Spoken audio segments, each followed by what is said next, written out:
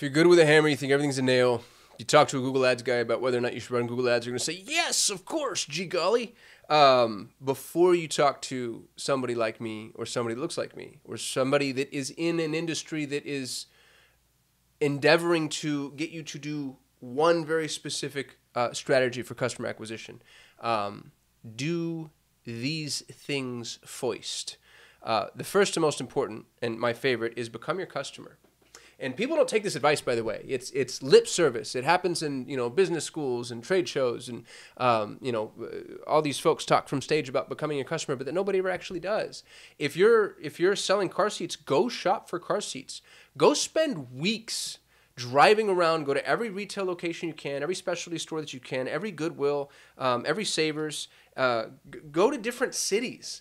And walk into a store and look at the car seat buying experience.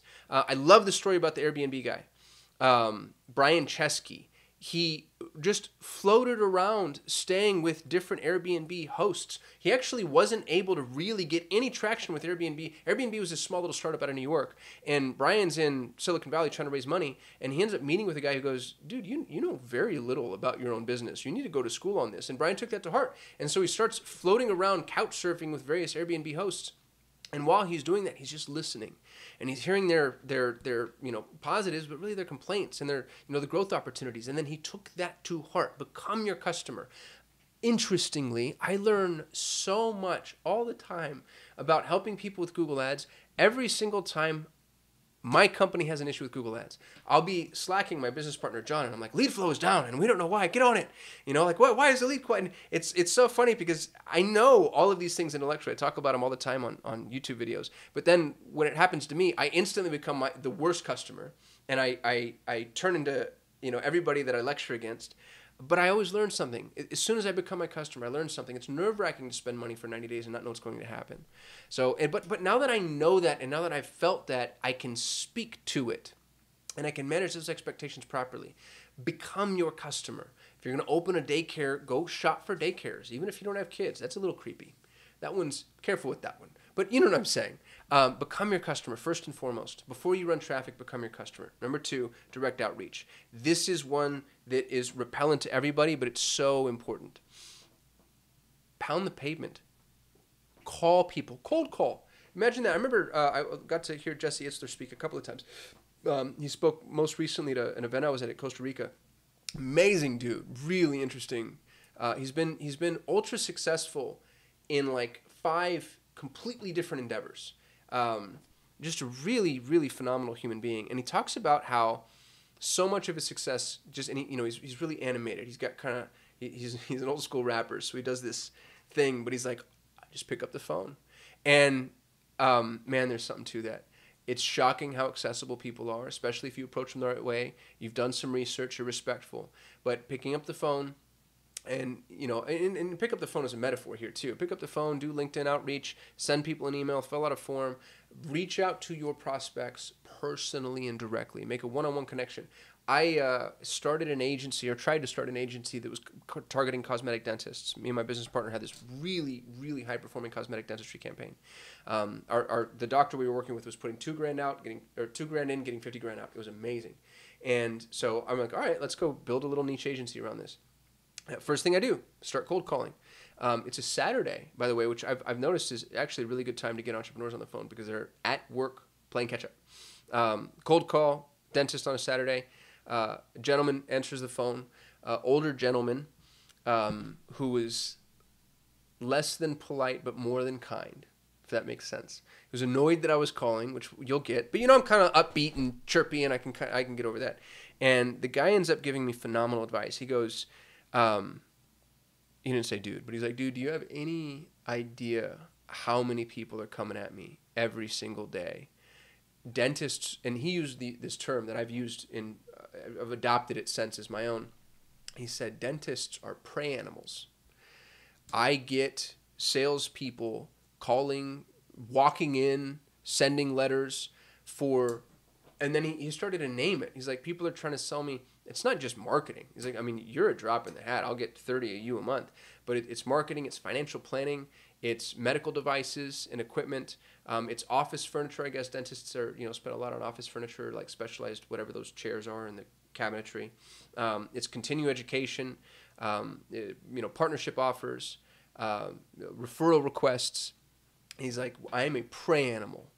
And what was really interesting about it is, I thought to myself, I probably could be successful in this industry long term, but I'd rather go somewhere that isn't quite as saturated and target a prospect that's not quite as hunted.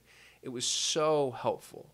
It was so helpful. This one conversation gave me what I needed to make a decision. Now, you might say, never give up, never surrender, you should go after it. Fine, that's probably true, especially if you have a deep, deep, deep love for dentists and you really feel like you're onto something. Sure, I've got 200 clients, in 150 different industries. I have more than enough industries to go find low-hanging fruit, which is what I've done. I find niches that are underserved, and dentistry is not underserved. So direct outreach, before you run paid traffic, reach out to whoever it is that might be buying your stuff. One pro tip for you is go check Craigslist. There are people searching for things on Craigslist. Reach out to these people and figure out, how does this conversation go? Is this a human being that I could stomach being around on a recurring basis? Number 3, before you run paid traffic, make sure you make your mistakes in a safe and secure environment. Here's what I mean by that. Paid traffic is an open forum. And people are mean in the comments. You just read. My YouTube comments are actually pretty nice, but my Instagram comments, like, oh my goodness, I can't read them anymore. They upset me so much because I have such a fragile ego. But before you make an offer, for instance, develop a narrative.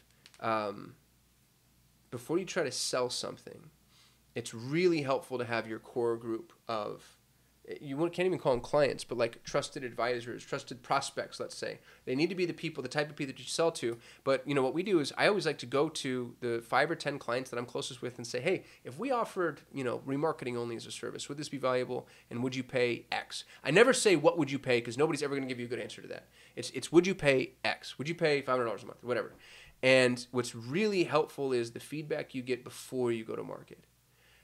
Make your mistakes in a safe and secure environment. This is really hard to do if you don't already have clients.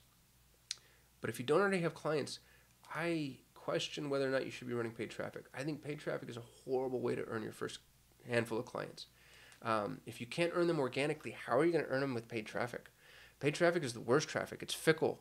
It's brittle. It's mean. It's cold. It's, they don't trust you.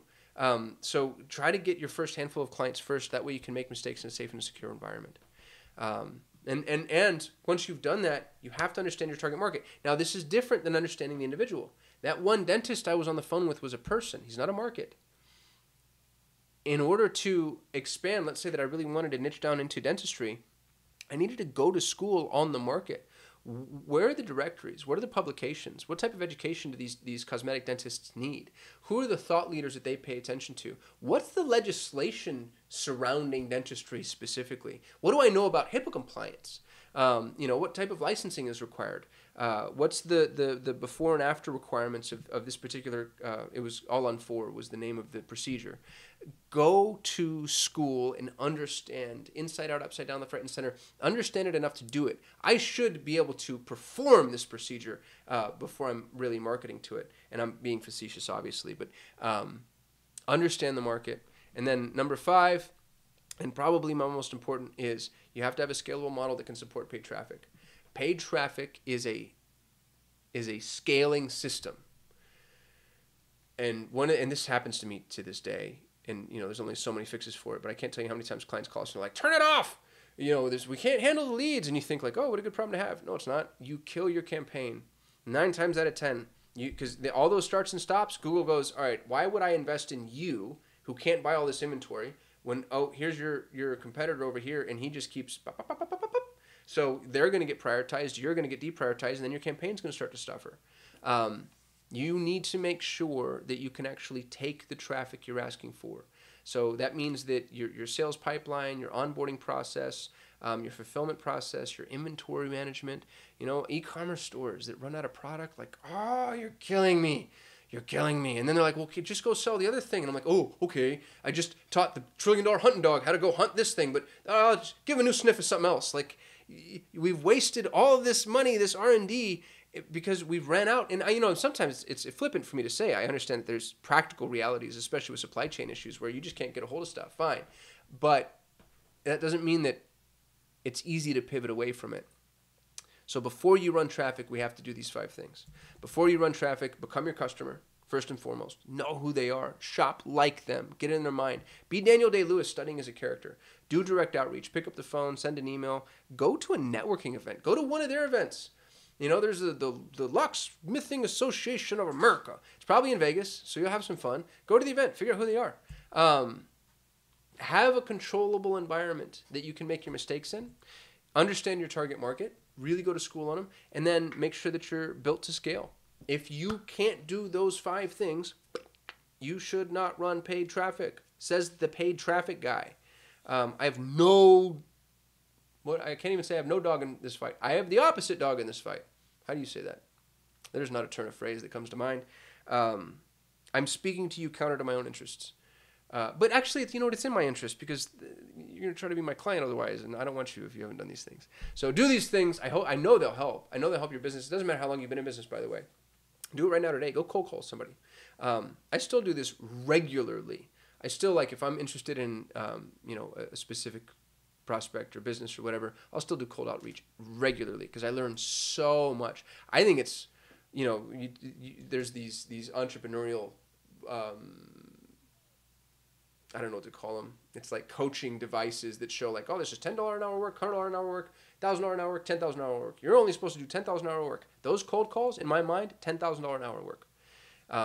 Learning those prospects, nobody can do that for you, because you're going to hear things nobody else can hear. You're going to key in on conversations, ask questions nobody else can do. You can't outsource that type of thing.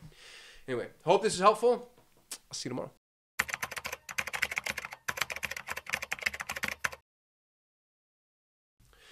There are 5 things that I want you to understand before you run Google Ads. And what's interesting about this is important from a client perspective, but it's also important from an agency perspective. If you're an agency, a freelancer, a provider, if you're an in-house employee working for an organization using Google Ads, these 5 things are going to save your life, I promise you.